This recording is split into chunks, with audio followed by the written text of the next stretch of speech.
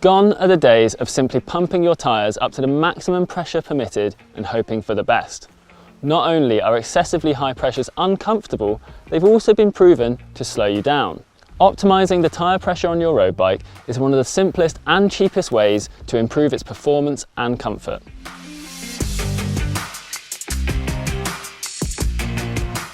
While the exact pressure will be specific to every rider, their bike and the roads they ride on, it's fairly easy to get into the right ballpark. But before we go any further, a big thanks to our sponsors Pirelli for supplying us with a range of tyres and for helping us make this video possible. So, how can you find the right tyre pressure for your bike? Well, I'll explain more later in the video, but in essence, it's all about finding a balance. You need enough pressure in the tyre to decrease rolling resistance and prevent it from collapsing in corners, while still enabling it to deform enough to absorb rather than bounce over imperfections in the road. In this video, I'll run through why optimising your tyre pressure is so important, what factors influence that optimum, and how to find a pressure that works best for you and your bike. Before I go through some recommended tyre pressures, here are 5 key points to consider. 1. Optimising tyre pressure is critical to reducing rolling resistance and improving comfort. Go too low and more energy will be lost in the deformation of the tyre casing and friction between the tyre and the road. But go too high and the tyre will be so stiff your bike will begin to vibrate over imperfections in the road surface. Number 2. Very high tyre pressures might feel fast, but they're not. Once you go past a certain point, adding more air to your tyres actually decreases grip, increases high frequency vibrations and causes extra muscular fatigue. All of these things slow you down. Getting your tyre pressure right is therefore both faster and more comfortable. Number 3.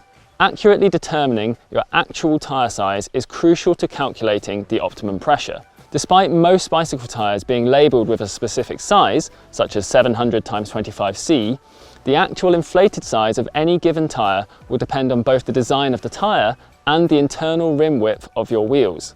Most new tyres are now designed around an ET RTO standard rim with a 19mm internal width, so wheels with internal rim widths wider than this will likely increase the measured width of a tyre when inflated, and vice versa. The optimum pressure is therefore likely to be lower than if you were running the same tyre on a narrower rim. Number 4. In order to set the right tyre pressure on your road bike, you'll ideally have access to a track pump with an inbuilt pressure gauge. You don't need to spend loads, but given how much you'll use it in the long term, getting something high quality does make sense. Number 5.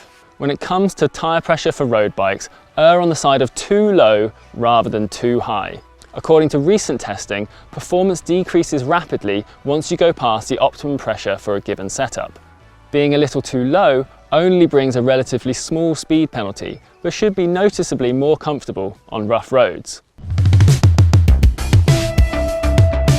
Helpfully, some tyre manufacturers offer pressure recommendations for their range of road bike tyres, and we can take these as general starting points for dry days on smooth tarmac. It's important to note that these specific recommendations are based on Pirelli's own road bike tyres, the internal rim width of your wheels, and the weight of the rider. However, these recommendations are a good guide regardless of the brand of tyres you're using, providing you take into account the various factors we'll run through a bit later. As already mentioned, you should also pay close attention to the actual size of your tyres when inflated, as this can change the optimum pressure for any given rim and tyre combination. If your actual inflated tyre width is larger than the labelled width, you'll need less pressure than recommended by these tables and vice versa. Likewise, the optimum tyre pressure will be higher for heavier riders or for riders carrying loads on their bike and lower for lighter riders. So, these recommendations are just starting points. There are many factors that affect the precise optimum tyre pressure for each rider, but we'll talk more about these later. As a final caveat, it's important to adhere to the pressure limitations set by the manufacturers of both your rims and tyres, particularly with regards to the upper limits.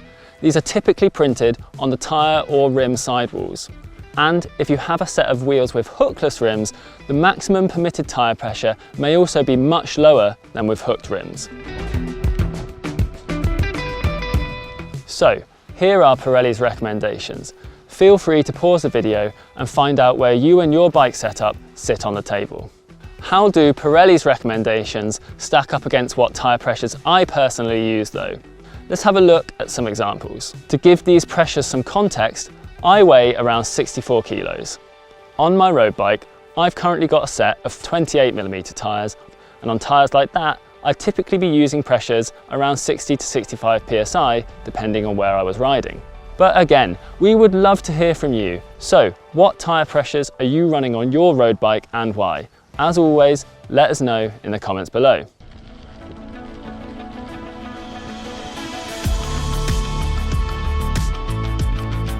So, let's go over some of the factors that influence your optimal tyre pressure. As already noted, the above recommendations are intended as general starting points. They'll get you in the right ballpark, but remember there are a number of factors beyond tyre and rim size and rider weight that affect your personal optimum road bike tyre pressure. One of the first major considerations is system weight and weight distribution.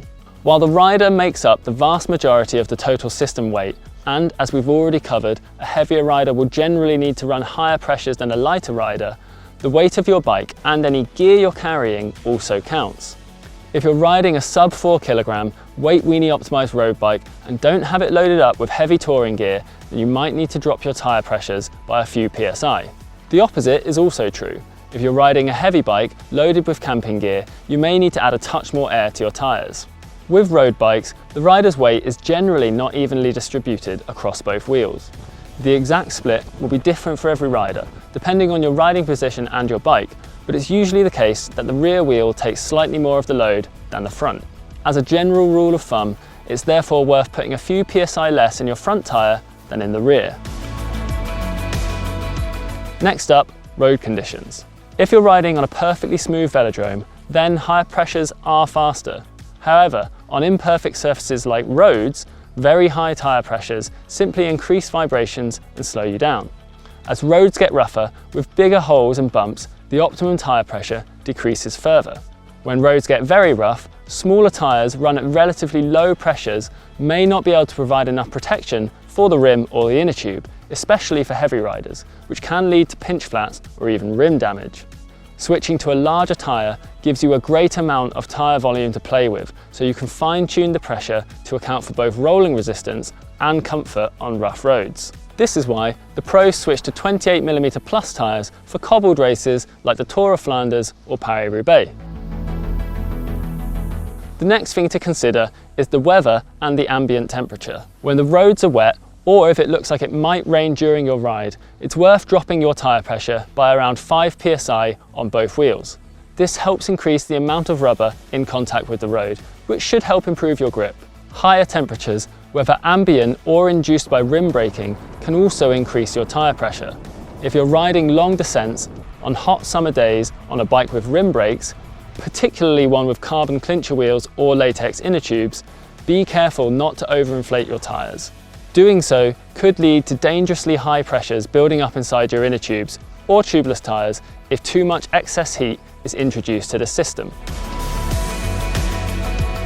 Next up is tyre construction. The materials and construction methods a road bike tyre uses can also affect the optimum pressure to a small degree. Tyres designed for racing or summer use tend to have thinner, more supple casings with only a thin layer of rubber tread on top. This makes them easier to deform under pressure, making for a smoother and typically faster ride. Conversely, winter road bike tyres typically have thicker, stiffer, more durable casings. The rubber tread on top also tends to be thicker for improved mileage and puncture protection. Given this, you may need to drop your tyre pressure slightly when moving across to winter tyres, as the optimum pressure is likely to be a few psi lower to improve comfort and grip. And one more thing, tubeless. If you're using tubeless tyres, it's worth remembering that the absence of an inner tube means you can safely run lower pressures without the risk of pinch flatting the tube.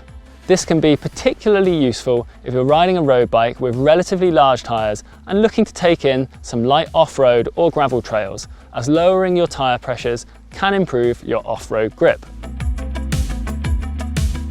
You should have all the information at your fingertips now, but how do you actually go about fine-tuning your tyre pressure? The simple answer is experiment. Start with the recommendations we gave you earlier and consider what the road conditions where you ride are like. Do you have miles and miles of freshly laid tarmac? If so, the recommendations we gave you before are probably quite close to optimal. If you don't, however, start with the recommendations we gave you earlier and experiment with taking a little pressure out of your tyres each time you go for a ride. Start with small steps in pressure of around 5 psi, and if you pay attention, you should eventually be able to determine a sweet spot for both speed and comfort. You're looking for a pressure that feels smooth without feeling like the tyre is collapsing underneath you when cornering. And as already mentioned, erring on the side of too low rather than too high is a good thing to keep in mind.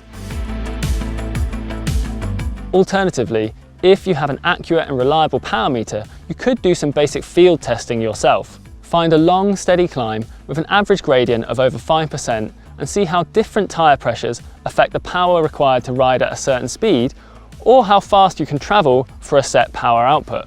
The data you acquire should enable you to hone in on an optimum tyre pressure for the setup and road conditions you're using when testing. You're looking for the tyre pressure that requires the least power for a set speed or enables you to travel fastest for a set power. As with any testing, it's important to keep all other variables like system weight, riding position, traffic, weather, and so on, the same for each test run. Otherwise, noise will be introduced to the data that can muddy your results. We hope you found this video useful. Why not check out our ultimate guide to choosing the best road bike tyres by clicking the link in the description or clicking the card above me. Thanks again to our sponsors Pirelli, and don't forget to like, subscribe and hit the little bell icon so that you get a notification every time we upload a new video.